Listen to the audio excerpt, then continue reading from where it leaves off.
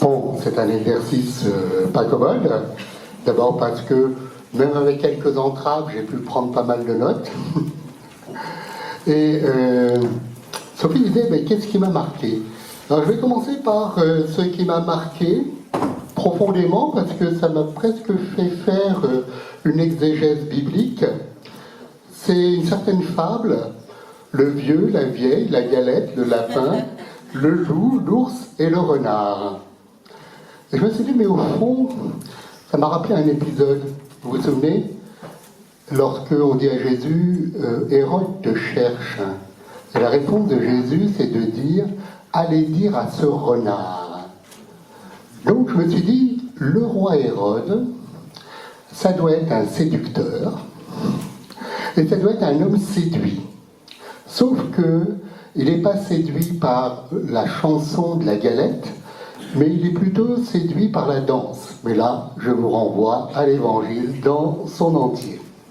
Ensuite, je vais dire que j'ai essayé de faire comme Ruth et Noémie dans le champ de Bose, c'est-à-dire de glaner, tout simplement. De glaner parce que le but n'est pas de tout redire, ce qui a été dit de façon excellente. J'ai particulièrement apprécié l'ordre des interventions.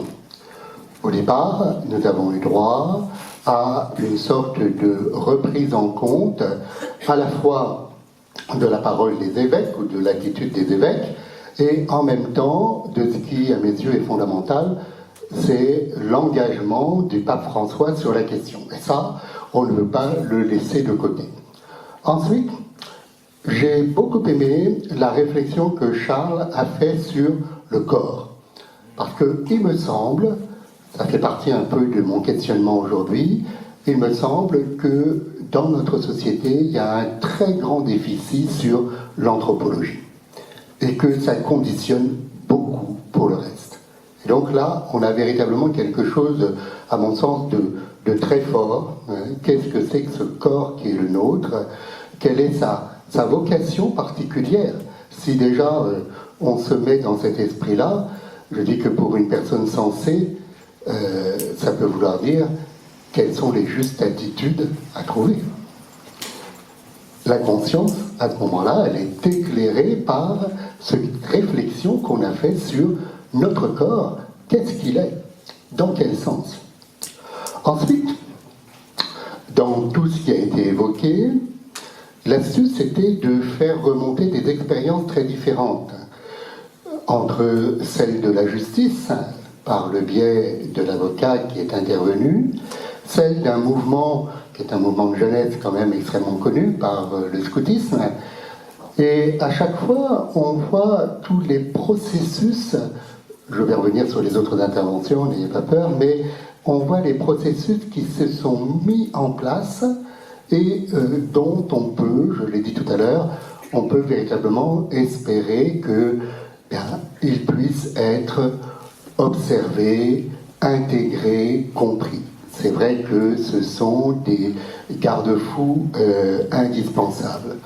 Dans les schémas que le scoutisme a réalisés, après une grande réflexion, j'ai aimé cette notion de prévenir et réagir aux situations. Ce n'était pas fait simplement dans un seul sens, mais les situations entre jeunes. Les situations entre jeunes et adultes, et les situations entre adultes. Et ça me paraît là aussi fondamental. À mon sens, le piège serait de s'enfermer uniquement dans les questions ayant trait à la pédophilie selon les âges, tout simplement. Or là, il y a véritablement, à mon sens, une conscience du mouvement scout sur l'ensemble de la personne humaine, à travers les âges, et en même temps une appréciation des situations en fonction entre jeunes et adultes, et entre adultes. Au niveau du suivi des enfants, nous avons appris énormément de choses, et en même temps, avec la délicatesse qui s'impose, c'est vrai que pour le coup, l'association des mots juste attitude était particulièrement bienvenue. Et très souvent, j'ai beaucoup aimé que notre conférencière nous renvoie à la conscience de chacun. On ne peut pas, c'est ma conviction, légiférer sur tout. Impensable. Autant de familles, autant de, je dirais, situations différentes. Pour les raisons familiales, je me suis retrouvé en famille ces 2 derniers jours. Je voyais à la fois mes cousins, mes oncles, tantes, les neveux, les nièces, etc. Ça fait une famille, c'est quand même quelque chose de drôlement composite. Et inévitablement, comme c'est la question à l'ordre du jour aujourd'hui, on ne peut pas s'empêcher d'y penser quelque part. Quand je voyais mes petits cousins, petites cousines qui disent « Ah, tu me prends dans tes bras », etc. Je me dis « Bon, ouais, d'accord, ok, voilà ». Et ce que je veux dire par là, avec notre conscience, il ne faudrait pas que ça nous empêche de vivre aussi. Parce qu'on a des choses à vivre sur un plan naturel et bon. Voilà ce que je pourrais dire. Merci à Valérie parce que son exposé était loin d'être commode. Et que, alors là, je vais introduire au risque, mais je ne veux pas vous scandaliser. Mais quand même, je veux le dire. Je veux le dire. Il y a actuellement, vous le savez, des tensions à Rome, très fortes, à l'intérieur de la curie romaine.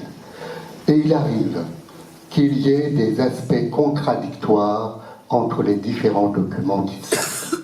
Donc, je prétends et je maintiens que entre les déclarations du pape François et les ajustements de la sacrée pénitencerie de je sais pas quoi, là, très bien, hein, voilà, il y a un certain hiatus, c'est-à-dire qu'il y a matière, alors on va être très prudent, hein, j'ai pas envie de me faire flamber en place publique, donc il y a matière à discussion. Le débat n'est pas clos. Voilà. Et enfin, j'achèverai en relevant que la participation de tous était, je dirais, très, très poignante parce que ça part des situations que vous connaissez, de vos questions, et on sent que vous ne passez pas à côté de tout cela, mais que vous aussi, vous demandez par rapport au thème de cette journée, comment, personnellement, je vais intégrer cette attitude juste et la faire partager. Parce que j'ai bien entendu, c'est pas tout seul qu'on peut faire quelque chose, mais c'est véritablement au sein d'une équipe. Ça ne peut que nous conforter dans notre travail communautaire dans l'Église, et en particulier dans notre Église diocésaine.